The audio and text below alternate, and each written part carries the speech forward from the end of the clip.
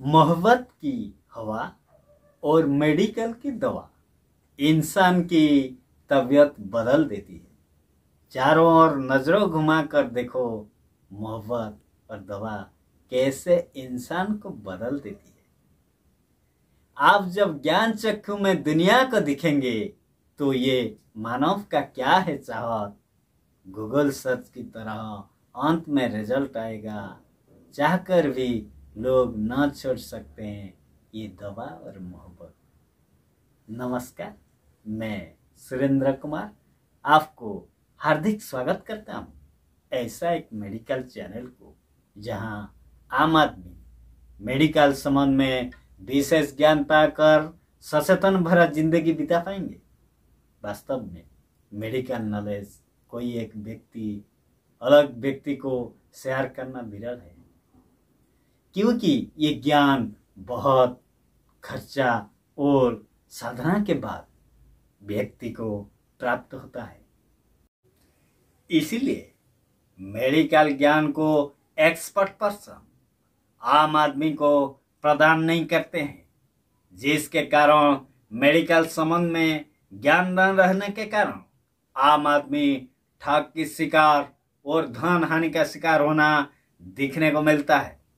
इस अभाव का पूर्ति के लिए आज world research knowledge of doctor आपको दे रहा है एक विशेष अट्रैक्टिव वीडियो, जिसका नाम infection and infestation, antibiotic, bacteriocidal, bacteriostatic, cephalosporin, penicillin, aminoglycosides, erythromycin, fluoroquinolone आदि इम्पोर्टेंट विषय पर आपको विशेष ज्ञान अधिकारी बनने का साधन आपको दे रहा हूँ।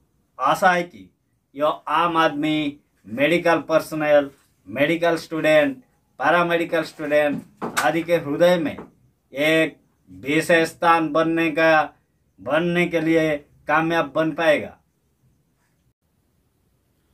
तो इन्फेक्शन एंड इन्फेस्टेशन आज एलोपैथिक मेडिसिन बहुत रेपुटेड मेडिसिन बन चुका है। ये विषय बच्चे से बूढ़े तक सबको अच्छा तरह पता है।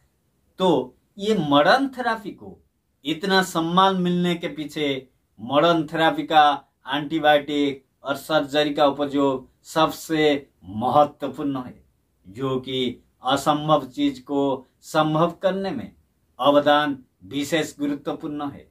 ये एंटीबायोटिक का काम प्राण रक्षक और संक्रमण को रोकने के लिए विशेष कारगर है।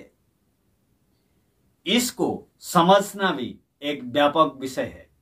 तो मैं इस गुरुतर विषय को कम समय में समझाने का बंदोबस्त इस वीडियो में किया हूं।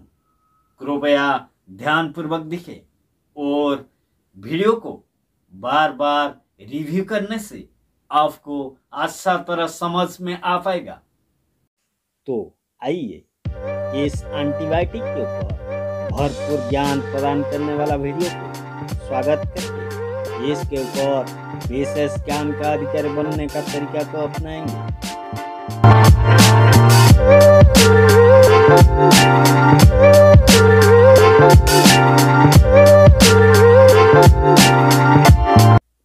आइए world research knowledge of doctor बहुत सोचने के बाद आज का विषय वस्तु आपके सामने उपस्थापन का निर्णय लिया है। तो इस भरपूर नॉलेज प्रदान करने वाला वीडियो आपका हृदय स्पर्श करके एक अलग तरह का स्थान पाने का आशा लेकर आज का टॉपिक को आपके सामने उपस्थापन कर रहा हूँ। तो आज का विषय वस्तु इन्फेक्शन एंड इन्फेस्टेशन सब्जेक्ट को आपको हार्दिक स्वागत है। तो आप देख रहे हैं एंटीबायोटिक्स। ये जो एंटीबायोटिक्स होता है यह प्रतिजीवाणु, तो हिंदी में इसको बोलने से होता है प्रतिजीवाणु। ये एंटीबायोटिक्स दो तरह का होते हैं, एक होता है बैक्टीरियोस्टैटिक और एक होता है आपका बैक्टीरियोसाइडल। तो ये बैक्टीरियोस्टैटिक जो होता है वह जो बैक्टीरिया का जो मल्टीप्लिकेशन जो बढ़ जाते हैं, एक से दो होकर जो ग्रोथ होता है इन्फेक्शन करने के लिए, उसको रोकने के लिए जो मेडिसिन प्रयोग किया जाता है उसको बोला जाता है बैक्टीरियोस्टैटिक। और जो मेडिसिन जो एंटीबायोटिक हम देने से इन्फेक्शन को रोकने के साथ साथ ये जो बैक्टीरिया होते हैं उसको मारने का काम करता है, इस तरह एंटीबायोटिक को हम बोलते हैं बैक्टीरियोसाइडल। इसके ऊपर हम आगे भरपूर ज्ञान लेंगे। तो आइए देखेंगे ये जो प्रतिजीवाणु जो एंटीबायोटिक्स होते हैं ये किस तरह होता है। तो आपको पहले मैं बता चुका हूँ, ये जो फ्लोरोक्विनोलोन्स होते हैं, ये फ्लोरोक्विनोलोन्स ये होता है कैटेगरी। ये फ्लोरोक्विनोलोन्स से जो मेडिसिन प्रिपेयर किया गया है वो होता है balofloxacin, ciprofloxacin, other combination, norfloxacin, pefloxacin, ofloxacin plus tinidazole, sparfloxacin, lomefloxacin, nalidixic acid, levofloxacin, gemifloxacin, moxifloxacin. तो आपका ये जो सफिक्स होता है, ये जो फ्लोक्सासिन जो इधर लगा है फ्लोक्सासिन, इधर लगा है फ्लोक्सासिन, इधर लगा है फ्लोक्सासिन, फ्लोक्सासिन, इस तरह जो लगा हुआ है ये होता है आपका सफिक्स। जो सफिक्स जहाँ फ्लोक्सासिन लगता है वह होता है फ्लोरोक्विनोलोन का कैटेगरी का मेडिसिन। तो आपको इसके बारे में एक अच्छा तरह वीडियो प्रिपेयर किया हूँ। ये वीडियो इसके बारे में भरपूर नॉलेज पाने के लिए आई बटन में वो वीडियो को मैं दे दूँगा। तो आइए ये फ्लोरोक्विनोलोन्स किस तरह ये जो मेडिसिन प्रिपेयर किया जाता है इसके बारे में चर्चा करेंगे। तो आपको पता होगा कंप्यूटर में आप सुने होंगे i3, i5, i7 इस तरह जो जेनरेशन सुने होंगे। मेडिसिन में भी इस तरह जेनरेशन चेंजेस होकर मेडिसिन बनाया जाता है। तो फ्लोरोक्विनोलोन्स के बाद जो बालोफ्लोक्सासिन इस तरह जेनरेशन चेंज होकर ये मक्सीफ्लोक्सासिन तक ये गया है। तो ये जैसे आप इसके बारे में अच्छा नॉलेज लेने के लिए हम कंप्यूटर की बात को ध्यान देंगे। तो कंप्यूटर जो i3 होता है वो i7 से नीचे होता है। तो i3 में जो काम करेगा i7 में भी वो काम करेगा, लेकिन i3 में बहुत स्लो काम होगा और i7 जैसे काम करेगा ये बहुत स्लो काम करेगा। इसका जेनरेशन चेंज किया गया है, कुछ मॉडिफिकेशन किया गया है, उसके बाद आपका जेनरेशन 7 का कंप्यूटर उसका प्रोसेसर इस तरह चेंजेस करने के बाद ये प्रिपेयर किया गया है। तो इसका मतलब ये नहीं कि जो i3 में जो i7 में जो काम करते हैं वो i3 में नहीं होगा। कुछ कुछ काम नहीं होगा, लेकिन प्रायतः सब कुछ हो पाएगा। लेकिन ये जो i7 में जैसा काम करेगा, जैसा स्पीड में चलेगा, जैसा प्रोसेसर लगा हुआ है, ये निम्न छोटा इससे कमज़ोर वाला जो i3 में लगा हुआ है। तो इस तरह मेडिसिन में भी आपका जो फ्लोरोक्विनोलोन्स जो बालोफ्लोक्सासिन, सिप्रोफ्लोक्सासिन, इस तरह नरफ्लोक्सासिन ये आहिस्ते आहिस्ते जेनरेशन चेंज होकर आगे गया है। इसका मतलब बोलने का मतलब यह है कि फ्लोरोक्विनोलोन ये जो कैटेगरी होता है ये आसपास का सेम काम करेगा। तो हम इसके विषय में भरपूर आगे ज्ञान लेंगे। तो ये फ्लोरोक्विनोलोन किस तरह काम करता है इस तरह आगे हम जाएंगे, क्योंकि हम जो विषय इधर उपस्थापन कर रहे हैं ये बहुत बड़ा बहुत व्यापक चीज़ को आज आपके सामने उपस्थापन करने का निर्णय लिया गया है। तो इसीलिए हम आगे जाने से ये काम समापन हो पाएगा। तो आइए हम जो फ्लोरोक्विनोलोन के बारे में चर्चा कर रहे थे उसके विषय में ज़्यादा नॉलेज लेंगे। तो फ्लोरोक्विनोलोन यह प्रतिजीवाणु जीवाणुनाश का कार्य करते हैं। बैक्टीरियासाइडल यह विभाजित होने वाले तथा निष्क्रिय पड़े दोनों तरह के जीवाणु पर प्रभावी होते हैं।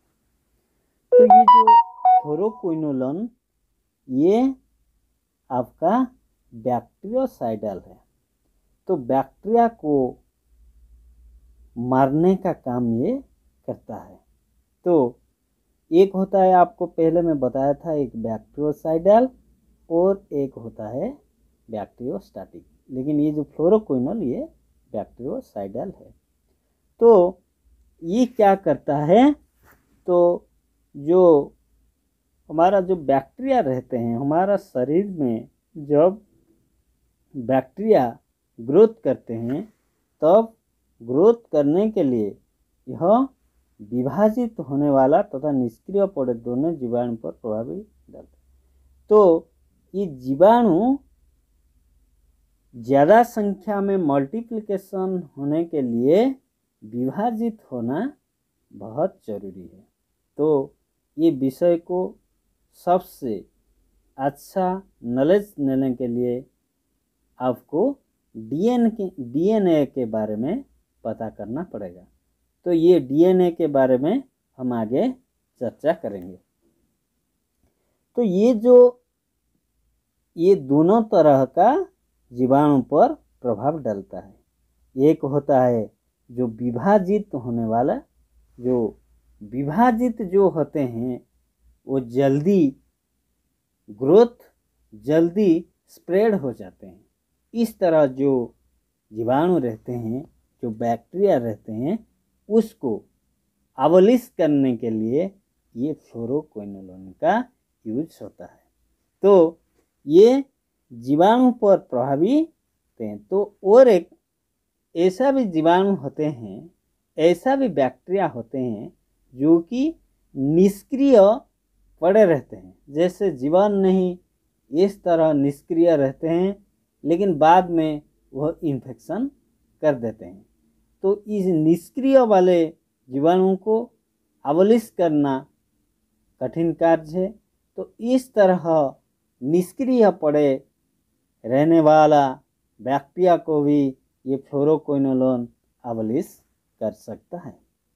तो क्रिया विधि ये किस तरह कार्य करता है, यह औषधियाँ जीवाणु कोश में उपस्थित एंजाइम डीएनए गायरेज को कम करती है।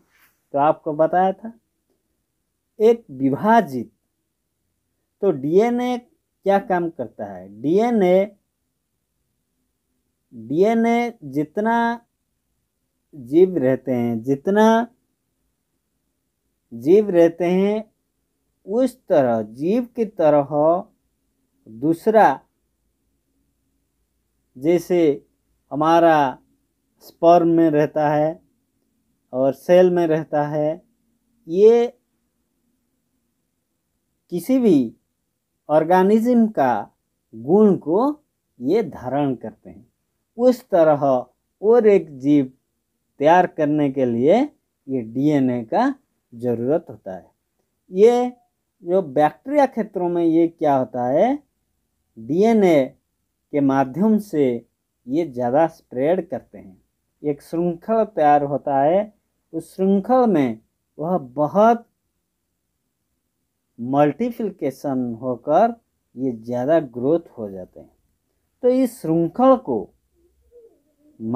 इस श्रृंखल को नष्ट करने के लिए हमारा जो फ्लोरोक्विनोलोन का काम करता है। तो इस तरह यह औषधियाँ जीवाणु, कोष में उपस्थित एंजाइम डीएनए वायरस को कम करती है। फलस्वरूप एमआरएनए का अशुद्ध पाठन होता है और जीवाणु कोष डीएनए विषमता के कारण नष्ट हो जाते हैं। तो ये जो डीएनए, ये आपका जो विषाक्तता होने के बाद ये क्या करता है, नष्ट कर देता है। तो आइए जो फ्लोरोक्विनोलोन के बारे में हम चर्चा कर रहे थे, ये फ्लोरोक्विनोलोन में आपको पहले भी बता चुका हूँ कि ये बालोफ्लोक्सासिन, ciprofloxacin, norfloxacin, पीफ्लोक्सासिन, ofloxacin, tinidazole, लोमेफ्लोक्सासिन, नालिडिक्सिक acid, levofloxacin, जेमिफ्लोक्सासिन, मॉक्सीफ्लोक्सासिन, ये सब आपका फ्लोरोक्विनोलोन कैटेगरी में आते हैं। तो इसमें से ज़्यादा प्रयोग होने वाला जो फ्लोरोक्विनोलोन होते हैं वो होता है ओफ्लोक्सासिन। तो हम एक का एग्जाम्पल ले जाने से ये कैसा काम करता है, क्या काम करता है, इसके बारे में हमको पता चल जाएगा। तो फ्लोरोक्विनोलोन, तो ये कैटेगरी आता है फ्लोरोक्विनोलोन में, और यह अधिक प्रभावशाली क्विनोलोन है। डीएनए गायरेज एंजाइम के माध्यम से कार्य करता है। यह ग्राम नेगेटिव जीवाणुओं पर तो प्रभावकारी है, साथ ही ग्राम पॉजिटिव जीवाणुओं पर सिप्रोफ्लोक्सासिन की अपेक्षा अधिक प्रभावशाली है। यह क्लैमाइडिया टीबी माइक्रोप्लाज्मा पर भी प्रभावकारी जीवाणुनाशक है। तो आपको पहले बता चुका हूँ, ये आपका सिप्रोफ्लोक्सासिन का नेक्स्ट जनरेशन रूप है, इसलिए ये सिप्रोफ्लोक्सासिन की अपेक्षा अधिक प्रभावशाली होता है। तो और एक चीज़ ये क्या होता है, यह क्लामिडिया क्या है? ये क्लामिडिया एक संक्रमण है जो कि सेक्स से ये फैलता है, और हो सकता है कि उसके कई लक्षण न हो। क्लामिडिया सभी उम्र के लोगों में हो सकता है, लेकिन यह युवा महिला में सबसे आम है। क्लामिडिया होने वाला कोई लोगों में कई लक्षण दिखाई नहीं देते, लेकिन वे फिर भी सेक्स के जरिए दूसरे को संक्रमित कर सकते हैं। लक्षणों में जननांगों में दर्द और जोनि से लिंग से रिसाव होने का शामिल हो सकते हैं। इस तरह जो क्लामिडिया का इन्फेक्शन को, इस संक्रमण को रोकने के लिए आपका ओफ्लोक्सासिन का प्रयोग किया जाता है। और टीबी क्षेत्रों में जो माइक्रोप्लाज्मा पर भी ये प्रभावकारी जीवाणुनाशक है। तो टीबी में जो आपका फेफड़ों में जो इन्फेक्शन कर देता है, जो आपका कफ का इन्फेक्शन हो जाता है, इस तरह इन्फेक्शन को भी ये ठीक करने में ये कामयाब है। तो इसका उपयोग मूत्र मार्ग संक्रमण, श्वसन मार्ग संक्रमण, उदराभरण शोथ, जननांग संक्रमण, उदर आंत्र संक्रमण, कोमल ऊतक संक्रमण, गोनोरिया, इस क्षेत्रों में ये ओफ्लोक्सासिन विशेष कारीगर है। तो निषेध, ये हाइपर सेंसिटिविटी गर्भावस्था, दुग्धावस्था, 12 वर्ष से छोटे बच्चे, मिर्गी क्षेत्रों में ये प्रयोग नहीं किया जाता है।